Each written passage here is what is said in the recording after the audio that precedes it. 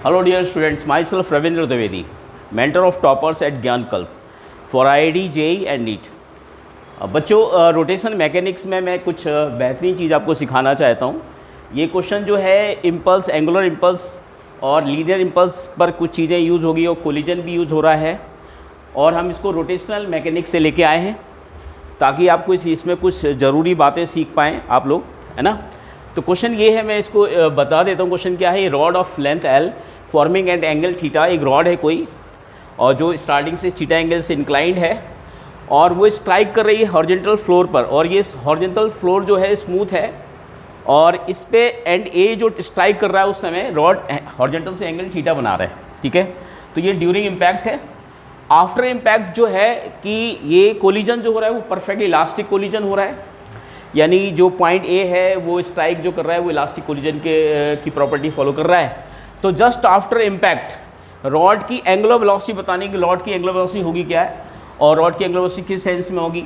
Rod की दो velocity हो जाएंगी आफ्टर इम्पैक्ट। जैसे मान लो एंड जब ए टकराएगा इलास्टिकली, तो ये रॉड ऊपर की तरफ उठना स्टार्ट होगी, तो ये रोटेट करने स्टार्ट होगी सेंटर मास के अबाउट, और सेंटर मास की कुछ लीनियर वेलोसिटी भी होगी अपवर्ड डायरेक्शन में।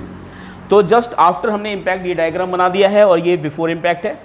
तो चलिए इसको प्रोसीड कैसे करेंगे। सबसे इंपॉर्टेंट बात कि यहाँ पर हम लोग क्या करेंगे, पहले मान लेते हैं यहाँ पर जो ए पॉइंट जब स्ट्राइक कर रहा है तो जो इम्पल्स है वो जे काम कर रहा है।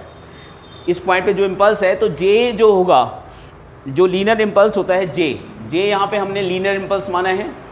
तो जो लीनियर इम्पल्स होता है वो चेंज इन लीनियर मोमेंटम होता है। तो अगर चेंज इन मोमेंटम की बात करें, लीनियर मोमेंटम की बात करें, तो ये इसकी जो वेलोसिटी है, टकराने की वेलोसिटी जो सेंटर मास की उसने वेलोसिटी बोल दी है वो वी नॉट वेलोसिटी से टकरा रहा है।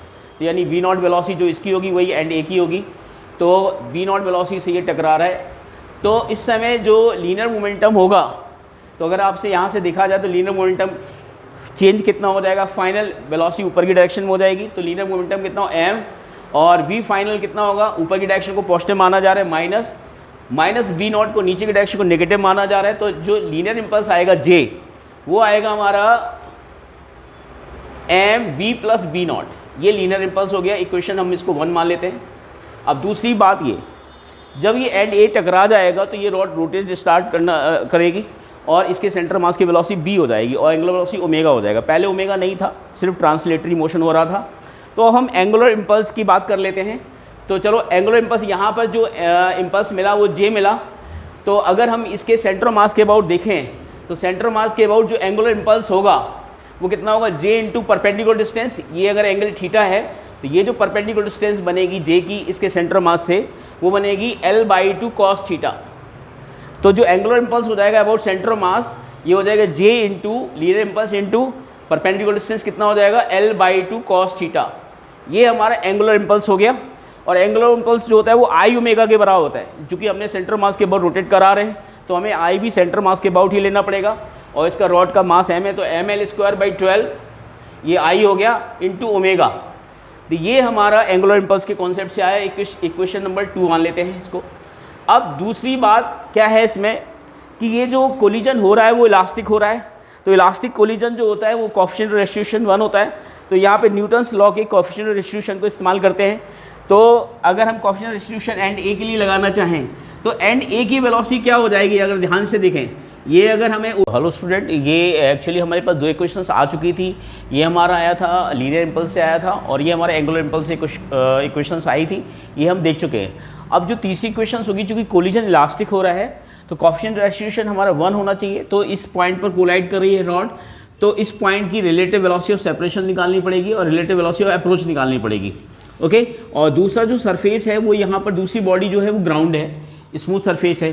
तो चलिए हम कोएफिशिएंट रेस्टिट्यूशन को यहाँ पे अप्लाई करते हैं। कैसे अप्लाई करेंगे जरा ध्यान दीजिएगा। जो पॉइंट टकरा रहा होता है उसी पॉइंट की उस सरफेस के normal velocity after collision and before collision हमें कंसीडर करनी होती है, ओके। तो जरा ध्यान दीजिए, यहाँ पर आफ्टर द कोलिजन जब ये ओमेगा से रोटेट करेगा, तो यहाँ ओमेगा से रोटेट करेगा तो इसकी ए एंड की जो वेलोसिटी होगी रोटेशन के कारण होगी वो L/2 ओमेगा होगा यहाँ पर, क्योंकि ये सेंटर मास है, ये डिस्टेंस L/2 होगी।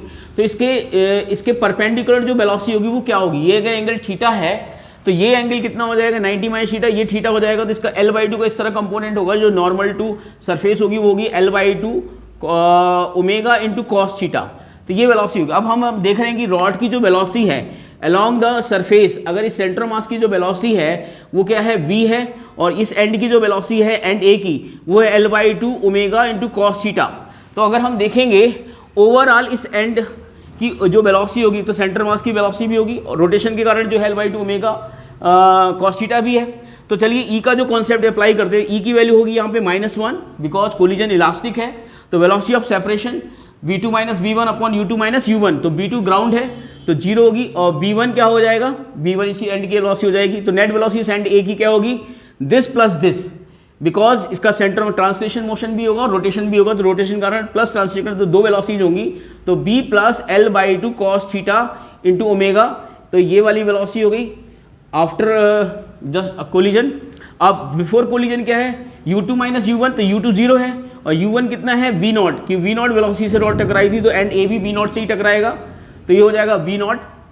अब यहाँ पे अगर ध्यान दीजिएगा तो ये माइनस v0 होगा, क्योंकि नीचे की डायरेक्शन को नेगेटिव माना गया है, ऊपर की डायरेक्शन को पॉजिटिव माना गया है, तो माइनस माइनस प्लस हो जाएगा और ये माइनस माइनस प्लस हो जाएगा, तो v0 इज इक्वल टू आएगा यहाँ से b plus L/2 omega into cos theta.